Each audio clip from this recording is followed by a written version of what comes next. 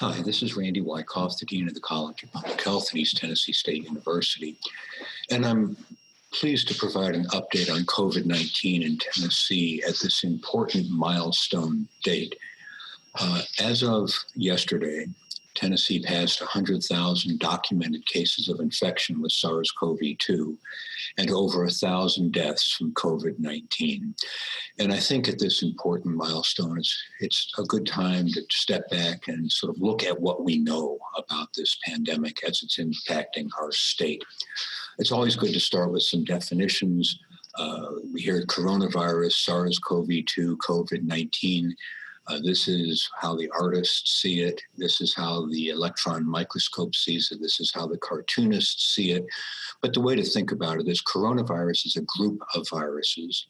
SARS-CoV-2 is a specific virus that causes a disease called COVID-19, just as polio virus causes polio, measles virus causes measles, and so on. Coronaviruses are a group of viruses that affect mammals and humans. There are 7 strains that cause human disease. 4 of them are mild. About 1 in every 7 common colds we get is caused by a coronavirus. But there are 3 that are much more lethal. Mideast respiratory syndrome, SARS, severe acute respiratory syndrome, and then SARS-CoV-2, the cause of COVID-19. All 3 of these have been discovered in the past 20 years, but they differ in a number of important ways, and perhaps most impressively is their death rate. MERS is much higher than SARS, which is also much higher than COVID-19. But you might be surprised to learn that the number of deaths is very different. To date, there's been less than 1,000 deaths from MERS, less than 1,000 from SARS, and over 600,000 from COVID-19. COVID-19 is a syndromic disease. There's a lot of people who get the virus who don't have any symptoms at all. There are many that have very mild symptoms. Those who do get the disease seem to have some combination of these, fever, chills, cough, and so on. And if you look at that, you realize that those are pretty common symptoms to have. And so you don't really know how widespread a disease is without a test, right?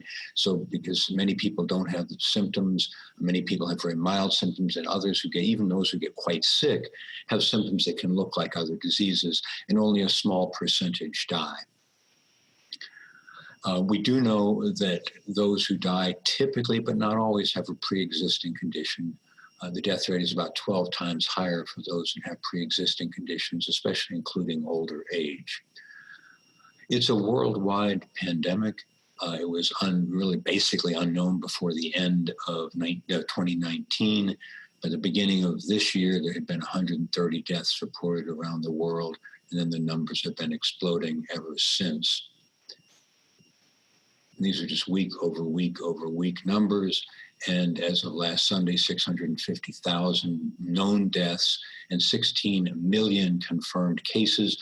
But understand, this is a tremendous underestimate. It's an underestimate because many countries don't have the ability to test, and many countries don't have the infrastructure to be able to report disease. So again, this is a major pandemic that's affecting countries around the world. One thing that is important to understand is it affects countries in the way the timing of its impact is different in different countries. So for example, in Belgium, one of the worst hit countries in Europe, again, early on there was no disease, and it rapidly increased in death, and then it's leveled off. And I sort of think of this as a mature epidemic. Really relatively few new deaths for a couple of months. Compare that to the United States, where we've seen a slowing, but it hasn't quite leveled off yet. And then compare that to a country like Brazil, where you see a continued growth. I don't pick on those 3 countries other than they are examples of 3 different models. And I suspect and hope that most countries will move in the direction of having a mature epidemic at some point in time. But understanding these different patterns helps you understand what's going on in the world. If you look at the 5 most heavily impacted countries on each continent around the world, if you look at the percent change in the number of deaths in the last month, you'll see in Europe there's been very little change. They were all seeing relatively mature epidemics. It's a little bit worse in the United States, especially in Mexico. South America and Africa have essentially doubled in the past month, so they're growing very quickly. And then in Asia, considerably increased, largely due to Kyrgyzstan. But even if you take Kyrgyzstan away, what you see is the pandemic evolving in different places at different rates. And this is also true in the United States. And there is the US, by the way. So you can see, compared to other countries, we're doing better, but we're nowhere close to how our European colleagues are doing. In the US, the first deaths were reported in early March, and then we've seen this same inexorable growth, such that by last Sunday, we were at 149. We've now passed 150,000 deaths and over 4 million confirmed cases. And it's really important to remember that this is a significant pandemic. All right. There were about 130,000 deaths in the US from COVID-19 in the first 6 months. Normally in 6 months, we would expect this number of deaths from each of the 10 leading causes of death, putting COVID-19 right there in third spot. So this is a serious epidemic. You know, a lot of people talk about the fact that our number of cases grew and then dropped and then grew again. I'm always a little hesitant to use cases because it also is dependent on how much testing you do. So I typically look at deaths.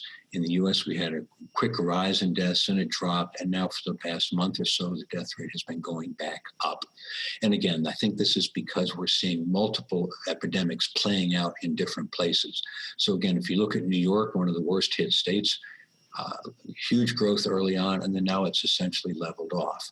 If you look at Virginia, one of the mid-impacted states, you see a pattern much more like the rest of the U.S., slowing down but not quite leveling off. And then if you look at Tennessee and other states, you see that the epidemic is still growing pretty consistently. In Tennessee, we had our first death in March. The numbers have been growing weekly ever since,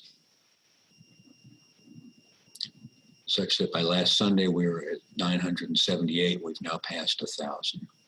And you can see that's the pattern that we're seeing.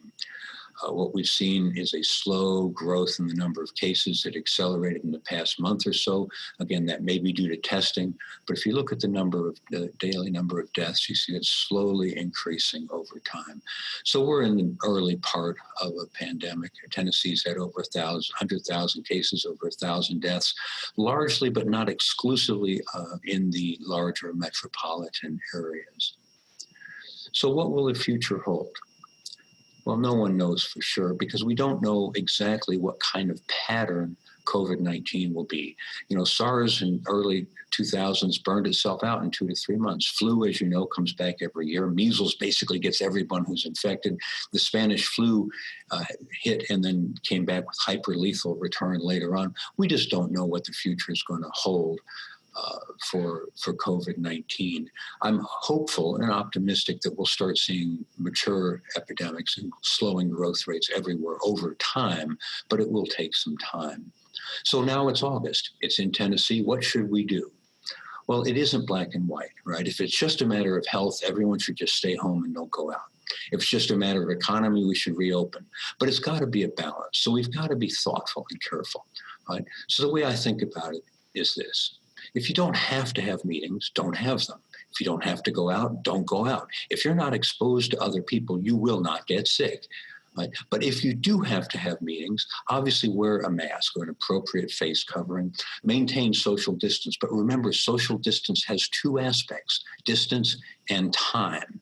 All right, I'd rather be 3 feet from someone for 10 seconds than 6 feet from someone for an hour. So distance and time. Practice good hygiene, hand washing, covering coughs, keep surfaces clean. There's some controversy about whether SARS-CoV-2 spreads by surface, but we know most respiratory diseases do, so it's worth keeping surfaces clean.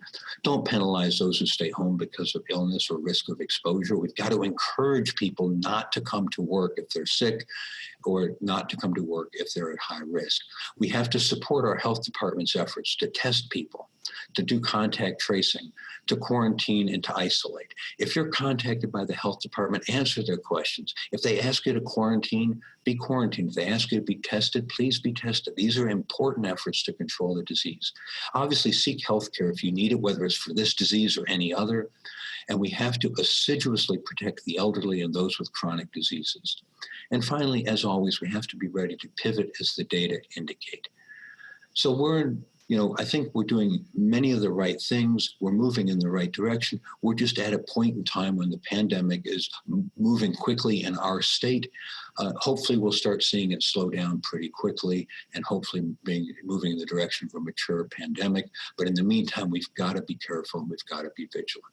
There's a great deal more information about SARS-CoV-2 on the College of Public Health website. If you go to the website and click this icon, or if you have any specific questions, please feel free to contact me.